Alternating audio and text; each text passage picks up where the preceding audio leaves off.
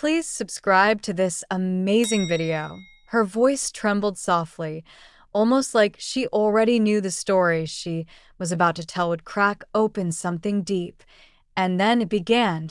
I still remember that doorway. Christmas Eve, snow melting on my coat, and my brother Jacob standing there like a guard I never asked for. "No place for losers," he said, just like that. No hesitation, no embarrassment, just pure, cold dismissal. Behind him, the Christmas tree glowed, warm lights, red ribbons, everything that should have felt like home, but didn't. My mother clutched her wine glass without meeting my eyes. My father stared at the floor like the carpet suddenly mattered more than his daughter. I stood there holding a bag of gifts for their kids. Gifts I spent weeks choosing. Gifts wrapped in the kind of hope that now felt painfully stupid. Jacob smirked like he finally won some twisted game. That I didn't scream. Didn't cry, I just whispered, "You're right." And something inside me shifted. I drove home with the gifts glowing quietly in the passenger seat. The city lights blurred through my tears, but oddly, I wasn't sad. I was numb. Too numb, because that night, I made a quiet, sharp decision. The kind you feel in your bones. That I opened my laptop, went through every bank page, and I froze every automatic payment I had ever set up for Jacob's family: mortgage support, school tuition, utility top-ups, grocery transfers. Click, click, click. Years of being the responsible one, gone in minutes, and explosions. No guilt. Just silence. The kind that feels like the first breath after drowning. But to understand why that moment mattered, you have to know the years before it. Growing up, I was the fixer. If a bill was late, I paid it. If someone needed a ride, I went. If Jacob needed another bailout, I sent it before he even asked. Everyone called it kindness. But in my family, kindness was just another leash. "Your sister will handle it," my mom would say with that half-proud, half-relieved smile. And my father? He barely spoke, just kept feeding Jacob excuses like they were candy. Over the years, I didn't even notice how much of my life I poured into theirs. Kids' school fees? Paid. Utilities? Paid. Emergency rent? Paid. Jacob losing yet another job? Of course, I handled IT, but IT wasn't helping. It was enabling. But I was too desperate for approval to see it. Christmas was the one day I pretended we were a real family. Cinnamon candles, snow outside, warm fire, fake harmony. But that illusion cracked slowly, like ice under your feet right before it breaks. And on that Christmas Eve, it finally shattered. As I sat in my small apartment that night, surrounded by unopened gifts and the quiet hum of the heater, I finally heard it. The truth that I was never part of a family. I was part of a system, one built on my silence, my money, my obedience. And for the first time in my life, I wasn't silent anymore. That night was the beginning of taking my life back one quiet boundary at a time. The next morning felt strange. Not heavy, not sad. Just quiet in a way that made me realize how loud my life had been all these years. I sat at my kitchen table with a cup of coffee, hands wrapped around it like it was the only warm thing left in my world. In front of me was the Christmas list I had made a month ago. Budgets, receipts, notes, plans. My handwriting looked foreign, like it belonged to someone desperate, someone begging to matter. I traced each line with my finger: kids' jackets, school fees, holiday groceries, mortgage support. If needed, I stared at it for a long time, long enough for something inside me to finally whisper, "How did this become your life?" I opened my laptop again, just to make sure yesterday wasn't some emotional impulse. But when the screen lit up, it felt like looking into a past I didn't belong to anymore. For the first time, I didn't feel guilty. I felt freed. My breath came easier. My chest felt lighter, like I'd spent years carrying a weight I didn't even know was crushing me. Outside, snow drifted under the streetlights, soft, swirling flakes that made everything look peaceful. Untouched, I stood at the window for a long time, just watching. For once, I wasn't thinking about who needed what. I wasn't planning anyone else's rescue. I was just breathing. By noon, I packed all the Christmas gifts into storage boxes. Not out of anger, not to throw them away, but because looking at them hurt. Every ribbon felt like a promise I made to people who didn't care if I showed up. Only that I paid up when my phone buzzed. I didn't even need to look to know who it was. Jacob, you could have at least dropped off the presents. Kids are waiting. I stared at the message, felt that familiar tightening in my chest, and then typed, no, one word. But it felt like a door slamming shut in the best possible way. His reply came instantly. WTF is your problem? I didn't answer. Let him wonder. Let him sit with the silence I had swallowed for years. Day 3. The text turned desperate. Hey, can you call me? We need rent money. Kids need shoes. You're being dramatic. You're literally ruining our Christmas. You're selfish. You've changed. And I read every message. Didn't reply to a single one, because for the first time, I understood a painful, powerful truth. If someone only values you for what you give, they never valued you. When I left for work that morning, the city was covered in untouched snow, clean, bright. Honest, I hadn't slept much, but I felt awake in a way I hadn't in years. Later that night, I poured myself a glass of wine and sat on the couch, laptop open, payments history glowing on the screen, line after line. Mortgage payments, tuition, camp fees, utilities, food, random cash transfers, months and months, years and years of proof that I had been financing his life. While mine quietly disappeared in the background, I printed everything, held the pages in my hands, warm from the printer, smelling like ink and overdue closure. Then I changed my online banking passwords. All of them. It felt ceremonial, like locking a door on a room I should have left years ago. When the bank representative said, all done, I whispered, good.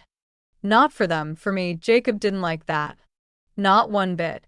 And he showed me exactly how much when he showed up in person, but that was the storm waiting on the horizon, and it was coming fast. Jacob didn't text the next morning. Or the next one. For almost 3 days, my phone stayed strangely quiet, like the world was holding its breath.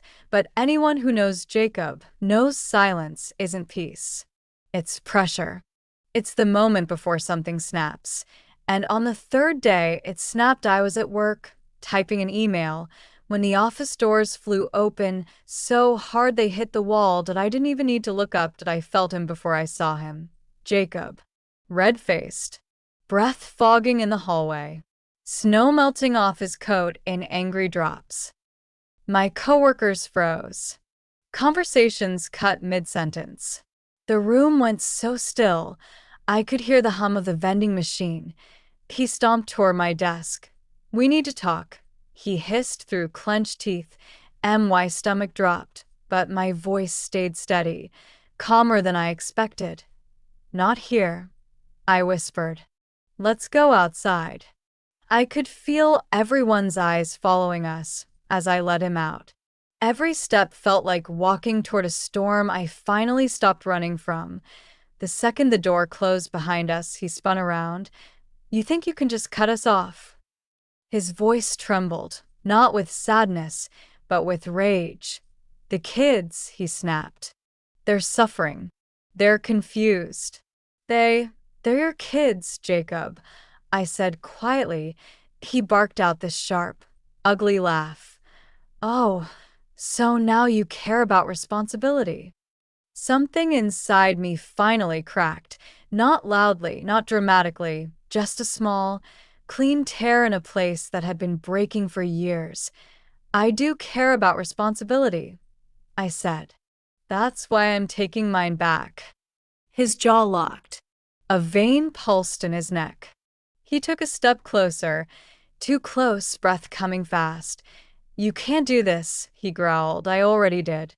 I turned, walked away, didn't look back. The snow under my boots sounded louder than his anger behind me, like the earth itself was giving me applause for finally choosing myself. I thought that confrontation would be the end.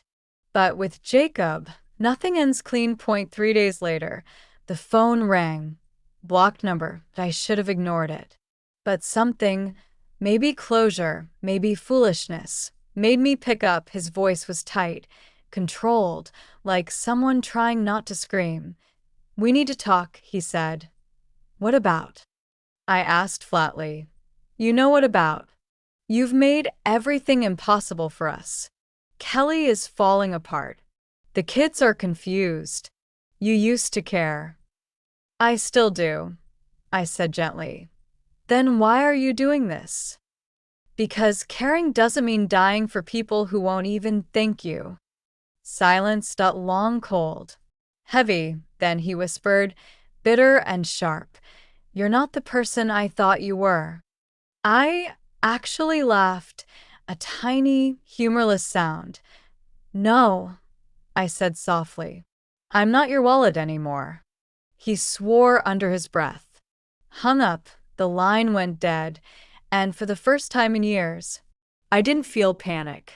I didn't feel guilt, I felt something else, relief. But the real breaking point, the moment everything truly cracked open, came 2 nights later. A pounding on my door shook the apartment so hard. The picture frames rattled, not a knock. A demand. I looked through the peephole and my blood ran cold. Jacob. Face twisted. Eyes wild. Breath fogging the glass. I opened the door just a sliver, enough to block it with my body. What do you want? I asked. You need to stop this, he snapped. You think cutting me off makes you a hero? You're ruining my life. I crossed my arms. You ruined your life just fine on your own. He stepped closer. Too close. His hand pressed against the doorframe. You have no idea what's happening. You can't just walk away from family. I almost smiled. Family? I said quietly. You called me a loser, Jacob. Remember? His mouth opened, ready with another excuse, another lie, but someone else's voice cut through the cold air. Jacob, stop. We both turned. Kelly was standing at the bottom of the stairs. Coat half-zipped, face pale, eyes tired in a way I had never seen before. She wasn't scared. She was done. Go home, Jacob barked. She didn't move. Didn't blink. No, she said softly. We're done. Jacob froze. What are you talking about? She reached into her bag, pulled out a folder, held it against her chest like a shield. I met with a lawyer today. Color drained from his face. You what? Her voice broke, but she kept going. I know what you've been doing. The gambling. The lies. The money you took from her, the money you said was for the kids, her voice cracked. You spent it at casinos, Jacob. He spun toward me, desperate, furious. You told her? I didn't have to, I whispered. Kelly lifted the folder slightly. I saw the bank statements. Jacob lunged, but I stepped between them. Don't, I said quietly, and my voice didn't have to be loud. It carried. He stopped, chest heaving, eyes wild. You think you're better than me? He spat. You think this makes you righteous? I took a breath, the cold biting my lungs. No, I said. It just makes me free. His face twisted, cracked. You'll regret this, he shouted. You'll see what happens when I'm gone. Kelly's voice trembled but stayed firm. We already have. Jacob looked between us, and for the first time in his life, he realized neither of us feared him anymore. He shoved his hands into his coat pockets, muttered something too broken to understand, and walked away. Not dramatically, not powerfully, just small, smaller than I had ever seen him. Kelly exhaled, a long, shaking breath, and I stepped aside, motioning her in. She hesitated, like she wasn't sure she was allowed to step into this new life. Come inside, I said softly. You don't have to explain anything. And for the first time, she walked through my door not as Jacob's wife, but as someone choosing freedom, someone choosing peace, someone choosing herself, just like I finally had. Kelly stepped inside slowly, like someone crossing a bridge that might collapse under her weight. Her hands were shaking. Her breath was uneven. Her eyes, usually bright, polite, held together, were glassy and tired, the kind of tired a person can't hide anymore. I closed the door gently behind her. For a moment, neither of us spoke. The silence wasn't awkward, just heavy, like the air itself knew what she had finally walked away from. She stood in the middle of my living room, holding herself by the elbows, rocking just a little, like she didn't know what to do with her freedom yet. Sit, I whispered softly. She nodded almost too fast. Almost like she needed permission to rest. She sat on the couch, but not comfortably, her spine straight, her hands knotted together, her throat working like she was swallowing words she couldn't say out loud yet. I made her tea not because she asked, but because I didn't know what else to do with my hands. When I handed it to her, she stared at the cup for a long moment and then her face crumpled. "Oh God," she whispered, voice breaking, and she covered her mouth as the first sob shook through. I sat beside her, not touching her, just close enough that she knew she wasn't alone. She cried like someone who'd been holding everything inside for years. Soft at first, then harder, then in these sharp, gasping breaths that sounded like pieces of her finally breaking loose. "I'm sorry," she kept saying. "I'm so sorry.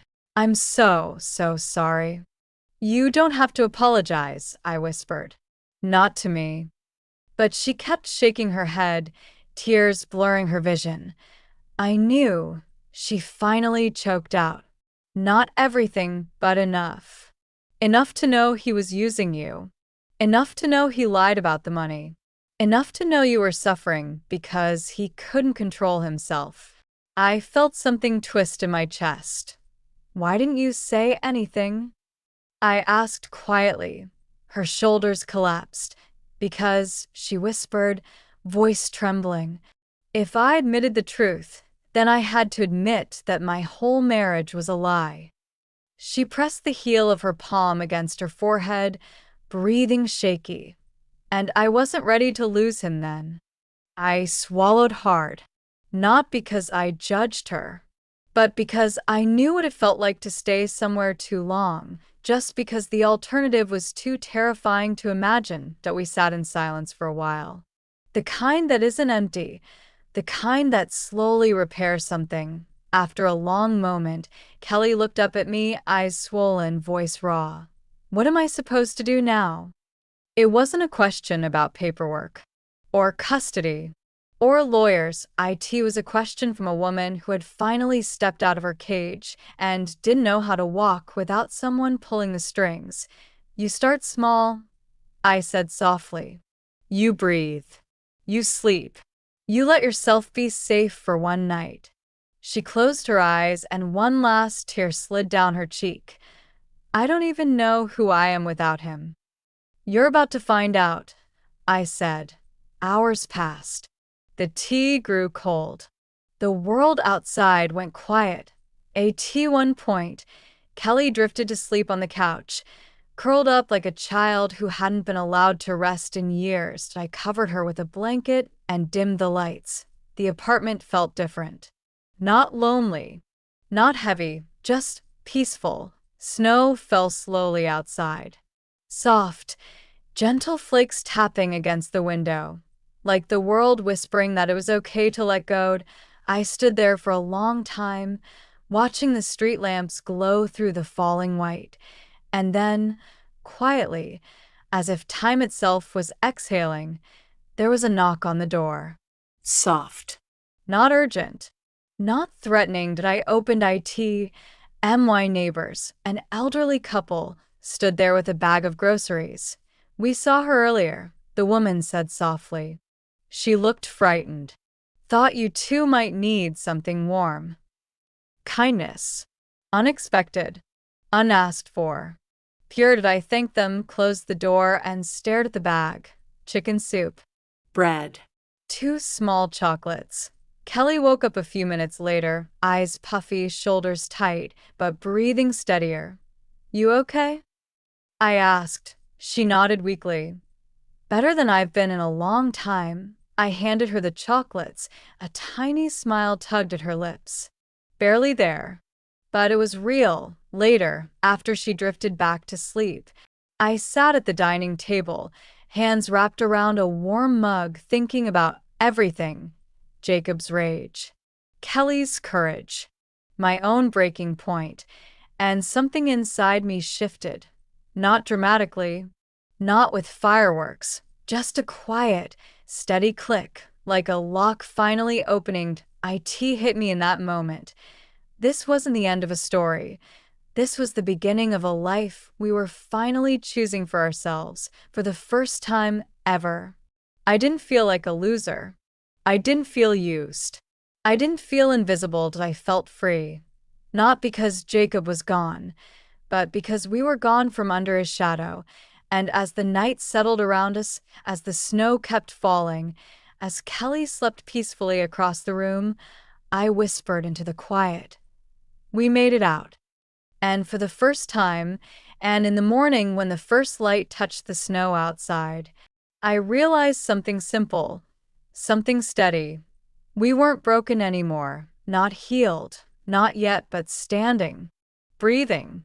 Here, Kelly opened her eyes, gave me the smallest, tired smile, and in that moment, without saying a word, we both understood. This was the first day of a life we finally chose for ourselves, not the end. Not a perfect beginning, just the quiet start of something finally ours.